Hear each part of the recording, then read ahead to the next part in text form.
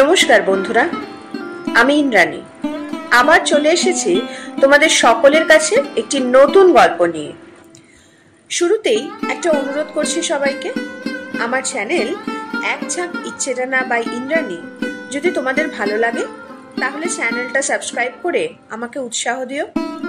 এছাড়া like, comment ও share করতেও ভুলো না যেন। আর নতুন নতুন গল্পের আপডেট পেতে হলে বেল আইকন অল করে দিও সবাই। শুরু করছি আজকের গল্প। আশা করছি তোমাদের সবাইকে পাশে পাবো। আমাদের দেশ ভারতবর্ষ এমনই এক দেশ যা যুগে যুগে বারে বারে আক্রান্ত হয়েছে বিদেশি শক্তির হাতে, তবুও আগ্রাসী আক্রমণাত্মক রূপ দেখায়নি কখনো। উপরন্তু বিপদের দিনে প্রতিবেশী দেশকে সাহায্য করেছে। আজ তারাই ভারতের বিরুদ্ধে জোট তৈরি করছে। করুক, দীর্ঘ 2000 বছরের ইতিহাস ঘাঁটলেই দেখা যাবে অনেক শক্তি এসেছে এবং গেছে, কিন্তু ভারতের উজ্জ্বলতা এতটুকু খর্ব করতে পারেনি এবং আগামী দিনেও পারবে না। আজ সমরেশ বসু রচিত যে গল্পটি বলতে চলেছি তা যেন বড়ই প্রাসঙ্গিক মনে হয়। গল্পের নাম আদাব। শুরু করছি আজকের গল্প। রাত্রির নিস্তব্ধতাকে কাঁপিয়ে দিয়ে মিলিটারি টহলদার গাড়িটা একবার ভিক্টোরিয়া পার্কের পাশ দিয়ে একটা পাক খেয়ে গেল। শহরে 144 ধারা আর কারফিউ অর্ডার জারি হয়েছে। দাঙ্গা বেঁধেছে হিন্দু আর মুসলমানে, মুখোমুখি লড়াই, দা, সরকি, ছুরি, লাঠি নিয়ে। তাছাড়া চতুর্দিকে ছড়িয়ে পড়েছে গুপ্ত ঘাতকের দল, চোরাগোপ্তা হানছে অন্ধকারকে আশ্রয় করে। লুঠেরারা বেরিয়েছে তাদের অভিযানে। মৃত্যু বিভীষিকাময় এই অন্ধকার রাত্রি তাদের উল্লাসকে তীব্রতর করে তুলছে। বস্তিতে বস্তিতে জ্বলছে আগুন। মৃত্যু কাতর নারী শিশুর চিৎকার স্থানে স্থানে আবহাওয়াকে বিভৎস করে তুলছে। তার উপর এসে ঝাঁপিয়ে পড়ছে সৈন্যবাহিনী গাড়ি। তারা গুলি ছুড়ছে দিক বিদিক জ্ঞান শূন্য হয়ে আইন ও শৃঙ্খলা বজায় রাখতে। দুদিক থেকে দুটো গলি এসে মিশেছে এ জায়গায়। ডাস্টবিনটা উল্টে এসে পড়েছে গলি দুটোর মাঝখানে খানিক ভাঙাচোরা অবস্থায়। সেটাকে আড়াল করে গলির ভিতর দিয়ে হামাগুড়ি দিয়ে বেরিয়ে এলো একটা লোক। মাথা তুলতে সাহস হলো না, নির্জীবের মতো পড়ে রইল খানিকক্ষণ। কান পেতে রইল দূরের অপরিস্ফুট কলরবের দিকে। কিছুই বোঝা যাচ্ছে না, আল্লাহু আকবার কি বন্দে মাতরম। হঠাৎ ডাস্টবিনটা একটু নড়ে উঠল। আচম্বিতে শিরশিরিয়ে উঠল দেহের সমস্ত শিরা উপশিরা। দাঁতে দাঁত চেপে হাত পা গুলোকে কঠিন করে লোকটা প্রতীক্ষা করে রইল একটা ভীষণ কিছুর জন্য। কয়েকটা মুহূর্ত কাটে, নিশ্চল নিস্তব্ধ চারিদিক। বোধহয় কুকুর। তাড়া দেবার জন্যে লোকটা ডাস্টবিনটাকে ঠেলে দিল একটু। খানিকক্ষণ চুপচাপ, আবার নড়ে উঠল ডাস্টবিনটা। ভয়ের সঙ্গে এবার একটু কৌতূহল হলো। আস্তে আস্তে মাথা তুলল লোকটা। ওপাশ থেকে উঠে এলো ঠিক তেমনি এক মাথা। মানুষ। ডাস্টবিনের দুই পাশে দুটি প্রাণী, নিষ্পন্দ, নিশ্চল। হৃদয় স্পন্দন তাল হারা, ধীর, স্থির চারটে চোখের দৃষ্টি ভয়ে, সন্দেহে, উত্তেজনায় তীব্র হয়ে উঠেছে। কেউ কাউকে বিশ্বাস করতে পারছে না। উভয় উভয়কে ভাবছে খুনি। চোখে চোখ রেখে উভয় একটা আক্রমণের প্রতীক্ষা করতে থাকে। কিন্তু খানিকক্ষণ অপেক্ষা করেও কোনো পক্ষ থেকেই আক্রমণ এলো না। এবার দুজনের মনেই একটা প্রশ্ন জাগলো, হিন্দু না মুসলমান? এই প্রশ্নের উত্তর পেলেই হয়তো মারাত্মক পরিণতিটা দেখা দেবে। তাই সাহস করছে না কেউ কাউকে সে কথা জিজ্ঞেস করতে। প্রাণভীত দুটি প্রাণী পালাতেও পারছে না, ছুরি হাতে আততায় ঝাঁপিয়ে পড়ার ভয়ে। অনেকক্ষণ এই সন্দিহান ও অস্বস্তিকর অবস্থায় দুজনেই অধৈর্য হয়ে পড়ে। একজন শেষ অবধি প্রশ্ন করে ফেলে, হিন্দু না মুসলমান? আগে তুমি কও। অপর লোকটি জবাব দেয়, পরিচয়কে স্বীকার করতে উভয়ই নারাজ। সন্দেহের দোলায় তাদের মন দুলছে। প্রথম প্রশ্নটা চাপা পড়ে, অন্য কথা আসে। একজন জিজ্ঞেস করে, বাড়ি কোনখানে? বুড়ি গঙ্গার হেইবারে সুবাইডায়। তোমার? চাষারা নারায়ণগঞ্জের কাছে। কি কাম করো? নাও আছে আমার, নায়ের মাঝি। তুমি? নারায়ণগঞ্জের সুতাকলে কাম করি। আবার চুপচাপ। অলক্ষ্যে অন্ধকারের মধ্যে দুজনে দুজনের চেহারাটা দেখবার চেষ্টা করছে উভয়ের পোশাক পরিচ্ছদটা খুঁটিয়ে দেখতে। অন্ধকার আর ডাস্টবিনটার আড়াল সেদিক থেকে অসুবিধা ঘটিয়েছে। হঠাৎ কাছাকাছি কোথায় একটা শোরগোল ওঠে। শোনা যায় দুপক্ষেরই উন্মত্ত কণ্ঠের ধ্বনি। সুতাকলের মজুর আর নাওয়ের মাঝি দুজনেই সন্ত্রস্ত হয়ে একটু নড়ে চড়ে ওঠে। ধারে কাছেই যেন লাগছে। সুতা মজুরের কণ্ঠে আতঙ্ক ফুটে ওঠে। হ, চলো এখান থেকে উঠা যাই। মাঝিও বলে উঠল অনুরূপ কণ্ঠে। সুতা মজুর বাধা দিল, আরে না না, উঠ্ঠ না, জানটারে দিবা নাকি? মাঝির মন আবার সন্দেহে দুলে উঠল। লোকটার কোনো বদ অভিপ্রায় নেই তো? সুতা মজুরের চোখের দিকে তাকালো সে। সুতা মজুরও তাকিয়েছিল। চোখে চোখ পড়তেই বলল, বইও, যেমন বইয়া রইছ সেই রকমই থাকো। মাঝির মনটা ছাঁত করে উঠল সুতা মজুরের কথায়। লোকটা কি তাহলে তাকে যেতে দেবে না নাকি? তার সারা চোখে সন্দেহ আবার ঘনিয়ে এলো। জিজ্ঞেস করলো, কেন? কেন? সুতা মজুরের চাপা গলায় বেজে উঠল, কেন কি? মরতে যাইবা নাকি তুমি? কথা বলার ভঙ্গিটা মাঝির ভালো ঠেকলো না। সম্ভব অসম্ভব নানা রকম ভেবে সে মনে মনে দৃঢ় হয়ে উঠল। যাবো নাকি এই আন্দাইরা গৈলির ভিতরে পইরা থাকুন নাকি? লোকটার জেদ দেখে সুতা মজুরের গলায়ও ফুটে উঠল সন্দেহ। বলল, তোমার মতলবটা তো ভালো মনে হইতেছে না। কোন জাতির লোক তুমি কইলা না? শেষে তোমাগো দলবল যদি ডাইক্কা লইয়া আহো আমারে মারণের লাইক্কা। এইটা কেমন কথা কও তুমি? স্থান কাল ভুলে রাগে দুঃখে মাঝি প্রায় চেঁচিয়ে ওঠে। ভালো কথাই কইছি ভাই, বইও, মানুষের মন বোঝো না। সুতা মজুরের গলায় যেন কি ছিল। মাঝি একটু আশ্বস্ত হলো শুনে। তুমি সইলা গেলে আমি একলা থাকুম নাকি? শোরগোলটা মিলিয়ে গেল দূরে। আবার মৃত্যুর মতো নিস্তব্ধ হয়ে আসে সব। মুহূর্তগুলিও কাটে যেন মৃত্যুর প্রতীক্ষার মতো। অন্ধকারে গলির মধ্যে ডাস্টবিনের দুটি পাশে দুটি প্রাণী ভাবে নিজেদের বিপদের কথা, ঘরের কথা, মা বউ ছেলে মেয়েদের কথা। তাদের কাছে কি আর তারা প্রাণ নিয়ে ফিরে যেতে পারবে, না তারাই থাকবে বেঁচে? কথা নেই বার্তা নেই, হঠাৎ কোত্থেকে বজ্রপাতের মতো নেমে এলো দাঙ্গা। এই হাটে বাজারে দোকানে এত হাসাহাসি, কথা কওয়া কই, আবার মুহূর্ত পরেই মারামারি কাটাকাটি। একেবারে রক্তগঙ্গা বইয়ে দিল সব। এমন ভাবে মানুষ নির্মম নিষ্ঠুর হয়ে ওঠে কি করে? কি অভিশপ্ত জাত! সুতা মজুর একটা দীর্ঘশ্বাস ফেলে। দেখা দেখি মাঝিরও একটা নিঃশ্বাস পড়ে। বিড়ি খাইবা? সুতা মজুর পকেট থেকে একটি বিড়ি বের করে বাড়িয়ে দিল মাঝির দিকে। মাঝি বিড়িটা নিয়ে অভ্যাস মতো দু একবার টিপে কানের কাছে বার দুয়েক ঘুরিয়ে চেপে ধরল ঠোঁটের ফাঁকে। সুতা মজুর তখন দেশলাই জ্বালাবার চেষ্টা করছে। আগে লক্ষ্য করেনি জামাটা কখন ভিজে গেছে। দেশলাইটাও গেছে সেঁতিয়ে। বার কয়েক খসখস শব্দের মধ্যে শুধু একাধটা নীলচে ঝিলিক দিয়ে উঠল। বারুদ ছোড়া কাঠিটা ফেলে দিল বিরক্ত হয়ে। হালার ম্যাচ বাতিও গেছে সেঁতাইয়া। আর একটা কাঠি বের করলো সে। মাঝি যেন খানিকটা অসবুর হয়েই উঠে এলো সুতা মজুরের পাশে। আরে জ্বলবো, দেও দেয়নি, আমার কাছে দেও।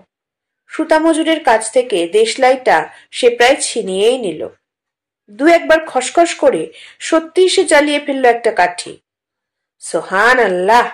নেও নেও, ধরাও তাড়াতাড়ি। ভূত দেখার মতো চমকে উঠল সুতা মজুর। টেপা ঠোঁটের ফাঁক থেকে পড়ে গেল বিড়িটা। তুমি? একটা হালকা বাতাস এসে যেন ফুঁ দিয়ে নিভিয়ে দিল কাঠিটা। অন্ধকারের মধ্যে দুজোড়া চোখ অবিশ্বাসে উত্তেজনায় আবার বড় বড় হয়ে উঠল। কয়েকটা নিস্তব্ধ পল কাটে। মাঝি চট করে উঠে দাঁড়ালো, বলল, হ, আমি মুসলমান, কি হয়েছে? সুতামজুর ভয় ভয়ে জবাব দিল, কিছু হয় নাই, কিন্তু মাঝির বগলের পুটুলিটা দেখিয়ে বলল, ওইটার মধ্যে কি আছে? পোলা মাইয়ার লাইগা 2টা জামা আর একখান শাড়ি, কাইল আমাগো ঈদের পরব, জানো? আর কিছু নাই তো? সুতামজুরের অবিশ্বাস দূর হতে চায় না। মিথ্যা কথা কইতেছে নাকি? বিশ্বাস না হয় দেখো। পুটলিটা বাড়িয়ে দিল সে সুতামজুরের দিকে। আরে না না ভাই, দেহুম আর কি, তবে দিনকালটা দেখছো তো, বিশ্বাস করন যায়? তুমি কও। হেই তো হক কথাই। ভাই, তুমি কিছু রাখো টাকো নাই তো? ভগবানের কিরা কইরা কইতে পারি, একটা শুইও নাই। পরানটা লইয়া এখন ঘরের পোলা ঘরে ফিরা যাইতে পারলে হয়। সুতামজুর তার জামা কাপড় নেড়ে চেড়ে দেখায়। আইসা, মাঝি এমন ভাবে কথা বলে যেন সে তার কোনো আত্মীয় বন্ধুর সঙ্গে কথা বলছে। আইসা, আমারে কইতে পারোনি এই মায়ের দইয়ের কাটাকুটি কি এর লাইগা? সুতামজুর খবরের কাগজের সঙ্গে সম্বন্ধ রাখে, খবরাখবর সে জানে কিছু। বেশ একটু উষ্ণ কণ্ঠেই জবাব দিল সে, দোস্ত তোমাকে ওই লিগওয়ালা গই, তারাই তো লাগাইছে হেই কি এর সংগ্রামের নাম কইরা। মাঝি একটু কটূক্তি করে উঠল, হেই সব আমি বুঝি না। আমি জিগায় মারামারি কইরা হইব কি? তোমাগো দুগা লোক মরবো, আমাগো দুগা লোক মরবো, তাতে দেশের কি উপকারটা হইব? আরে আমিও তো হেই কথাই কই, হইব আর কি, হইব আমার এই কলাটা। হাতের বুড়ো আঙুল দেখায় সে। তুমি মরবা, আমি মরু, আর আমাগো পোলা মাইয়াগুলি ভিক্ষা কইরা খাই বেড়াইব। এই গেল সনের রায়টে আমার ভগ্নিপতিরে কাইটটা 4 টুকরা কইলা মারলো, ফলে বইন হইল বিধবা, আর তার পোলা মাইয়ারা আইয়া পড়ল আমার ঘাড়ের উপর। কই কি আর সাদে? নেতারা এই 7 তলার উপর পায়ের উপর পা দিয়া হুকুম জারি কইরা বইয়া রইল, আর হালার মরতে মরলাম আমরাই। মানুষ না, আমরা যেন কুত্তার বাচ্চা হইয়া গেছি। নাইলে এমন কামড়া কামড়িটা লাগে কেমবায়? নিষ্ফল ক্রোধে মাঝি 2 হাত দিয়ে হাঁটু দুটোকে জড়িয়ে ধরে। হ, আমাগো কথা ভাবে কেডা? এই যে দাঙ্গা বাঁধলো, অহন দানা জুটাইব কোন সুমন্দি? নাওটারে কি আর ফিরা পামু? বাদামতলির ঘাটে কোন অতলে ডুবাইয়া দিছে তারে, তার ঠিক কি? জমিদার রূপবাবুর বাড়ির নায়েব মশাই প্রত্যেক মাসে একবার কইরা আমার নায়ে যাইতো নৈরাশ্বরে কাছারি করতে। বাবুর হাত যেন হজরতের হাত, বকশিস দিত 5, নায়ের কেরায়া দিত 5, একুনে 10 টাকা। তাই আমার মাসের খোরাকি জুটাইতো হেই বাবু। আর কি হিন্দু বাবু আইব আমার নায়ে? সুতামজুর কি বলতে গিয়ে থেমে গেল। একসঙ্গে অনেকগুলি ভারী বুটের শব্দ শোনা যায়, শব্দ যেন বড় রাস্তা থেকে গলির অন্দরের দিকেই এগিয়ে আসছে, সে বিষয়ে আর সন্দেহ নেই। শঙ্কিত জিজ্ঞাসা নিয়ে উভয় চোকাচোকি করে। কি করব? মাঝি তাড়াতাড়ি পুটুলিটাকে বগল দাবা করে। চলো পালাই, কিন্তু যামু কোন দিকে? শহরের রাস্তাঘাট তো ভালো চিনি না।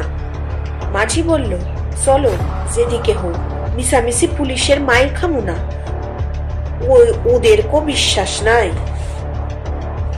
হ, ঠিক কথাই কইছ। কোন দিকে যাইবা কও? ভাইয়া তো পড়লো এইদিকে। গলিটার যে মুখটা দক্ষিণ দিকে চলে গেছে, সেদিকে পথ নির্দেশ করলো মাঝি। বলল, চলো, কোনো গতিকে একবার যদি বাদামতলি ঘাটে গিয়া উঠতে পারি, তাই আর ডর নাই। মাথা নিচু করে মোড়টা পেরিয়ে ঊর্ধ্বশ্বাসে তারা ছুটল। সোজা এসে উঠল একেবারে পাটুয়াটুলি রোডে। নিস্তব্ধ রাস্তা ইলেকট্রিকের আলোয় ফুটফুট করছে। দুইজনেই একবার থমকে দাঁড়ালো। ঘাপটি মেরে নেই তো কেউ? কিন্তু দেরি করারও উপায় নেই। রাস্তার এমর ওমর একবার দেখে নিয়ে ছুটল সোজা পশ্চিম দিকে। খানিকটা এগিয়ে এমন সময় তাদের পিছনে শব্দ উঠল ঘোড়ার খুঁড়ের। তাকিয়ে দেখলো অনেকটা দূরে একজন অশ্বারোহী এদিকেই আসছে। ভাববার সময় নেই। বা পাশে মেথর যাতায়াতের সরু গলির মধ্যে আত্মগোপন করলো তারা। একটু পরেই ইংরেজ অশ্বারোহী রিভলভার হাতে তীব্র বেগে বেরিয়ে গেল তাদের বুকের মধ্যে অশ্বক্ষুরধ্বনি শব্দ তুলে দিয়ে। শব্দ যখন চলে গেল অনেক দূরে, উঁকি ঝুঁকি মারতে মারতে আবার তারা বেরুল। কিনারে কিনারে চলো, সুতা মজুর বলল। রাস্তার ধার ঘেঁষে সন্ত্রস্ত দ্রুত গতিতে এগিয়ে চলে তারা। খাড়াও, মাঝি চাপা গলায় বলে। সুতা মজুর চমকে থমকে দাঁড়ায়। কি হইল? এদিকে আইও। সুতা মজুরের হাত ধরে মাঝি তাকে একটা পান বিড়ির দোকানের আড়ালে নিয়ে গেল। এদিকে দেখো। মাঝির সংকেত মতো সামনের দিকে তাকিয়ে সুতা মজুর দেখল প্রায় 100 গজ দূরে একটা ঘরে আলো জ্বলছে। ঘরের সংলগ্ন উঁচু বারান্দায় 10-12 জন বন্দুকধারী পুলিশ স্থানুর মতো দাঁড়িয়ে আছে, আর তাদের সামনে ইংরেজ অফিসার কি যেন বলছে অনর্গল পাইপের ধোঁয়ার মধ্যে হাত মুখ নেড়ে। বারান্দার নিচে ঘোড়ার জিন ধরে দাঁড়িয়ে আছে আরেকটি পুলিশ। অশান্ত চঞ্চল ঘোড়া কেবলই পা ঠুকছে মাটিতে। মাঝি বলে, ওইটা ইসলামপুর ফাঁড়ি। একটু আগাইয়া গেলে ফাঁড়ির কাছেই বাঁয়ের দিকে যে গলি গেছে, এই পথে যাইতে হইব আমাগো বাদামতলির ঘাট। সুতা মজুরের সমস্ত মুখ আতঙ্কে ভরে উঠল। তবে তাই কইতাছি, তুমি থাকো, ঘাটে গিয়া তোমার বিশেষ কাম হইব না। মাঝি বলে, এটা হিন্দু গো আস্তানা, আর ইসলামপুর হইল মুসলমান গো। কাল সকালে উঠা বাড়ি যাইবা গা। আর তুমি? আমি যাইগা। মাঝির গলা উদ্বেগে আর আশঙ্কায় ভেঙে পড়ে। আমি পারুম না ভাই থাকতে। আইজ 8 দিন ঘরের খবর জানি না। কি হইল না হইল আল্লাহ জানে। কোন রকম কইরা গলিতে ঢুকতে পারলেই হইল। নৌকা না পাই সাঁতরাইয়া পার হব বুড়ি গঙ্গা। আরে না না মিয়া, করো কি? উৎকণ্ঠায় সুতা মজুর মাঝির কামিজ চেপে ধরে। কেমনে যাইবা তুমি? আবেগ উত্তেজনায় মাঝির গলা কাঁপে। ধৈর্য না ভাই, ছাইরা দাও। বোঝো না তুমি? খাইলি পোলামাইয়ারা সব আইস চাঁদ দেখছে। কত আশা কইরা রয়েছে তারা নতুন জামা পিনবো, বাপজানের কোলে চড়বো। বিবির চোখের জলে বুক ভাসাইতেছে। পারুম না ভাই, পারুম না। মনটা কেমন করতাছে। মাঝির গলা ধরে আসে। সুতা মজুরের বুকের মধ্যে টনটন করে ওঠে। কামিজ ধরা হাতটা শিথিল হয়ে আসে। যদি তোমায় ধইরা ফেলায়? ভয় আর অনুকম্পায় তার গলা ভরে ওঠে। পারবো না ধরতে, ডরাইও না। এখান থেকে যেন উঠছ না। যাই, ভুলুম না ভাই এই এক রাত্রের কথা। নসিবে থাকলে আবার তোমার লগে মোলাকাত হইব। আদাব। আমিও ভুলুম না ভাই, আদাব। মাঝি চলে গেল পা টিপে টিপে। সুতা মজুর বুক ভরা উদ্বেগ নিয়ে স্থির হয়ে দাঁড়িয়ে রইল। বুকের ধুকপুকুনি তার কিছুতে বন্ধ হতে চায় না। উৎকর্ণ হয়ে রইল সে। ভগবান, মাঝি যেন বিপদে না পড়ে। মুহূর্তগুলি কাটে রুদ্ধ নিঃশ্বাসে। অনেকক্ষণ তো হলো, মাঝি বোধহয় এতক্ষণে চলে গেছে। আহা, পোলামাইয়ার কত আশা, নতুন জামা পরবে, আনন্দ করবে। বেচারা বাপজানের পরান তো। সুতা মজুর একটা নিঃশ্বাস ফেলে। সোহাগে আর কান্নায় বিবি ভেঙে পড়বে মিয়া সাহেবের বুকে। মরণের মুখ থেকে তুমি বাইসা আইছো। সুতা মজুরের ঠোঁটের কোণে একটু হাসি ফুটে উঠল। আর মাঝি তখন কি করবে?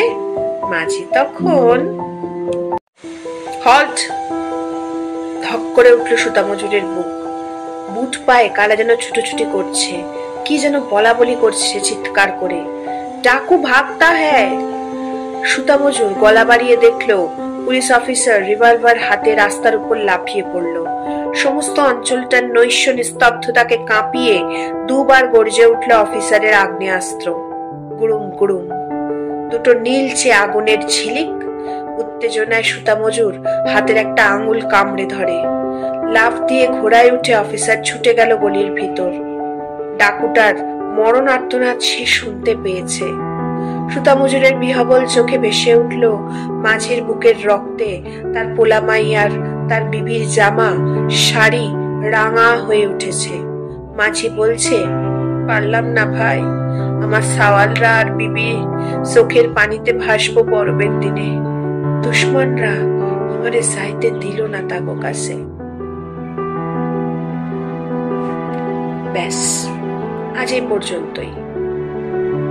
সত্যি আমরা যারা একেবারে সাধারণ মানুষ, তারা কখনোই যুদ্ধ বা দাঙ্গা চাই না, সুন্দরভাবে বাঁচতে চাই। কিন্তু কিছু স্বার্থান্বেষী ক্ষমতালোভী মানুষের চক্রান্তে বারবার জড়িয়ে পড়ি আর ক্ষতবিক্ষত হয়ে যায়। গল্পটি ভালো লাগলে লাইক, কমেন্ট ও শেয়ার করবেন। চ্যানেল নতুন হলে সাবস্ক্রাইব করবেন এবং বেল আইকন অল করে দেবেন। আপনার একটা সাবস্ক্রিপশন উৎসাহ দুগুণ বাড়িয়ে দেয়। আজ চললাম, খুব তাড়াতাড়ি ফিরছি নতুন গল্প নিয়ে।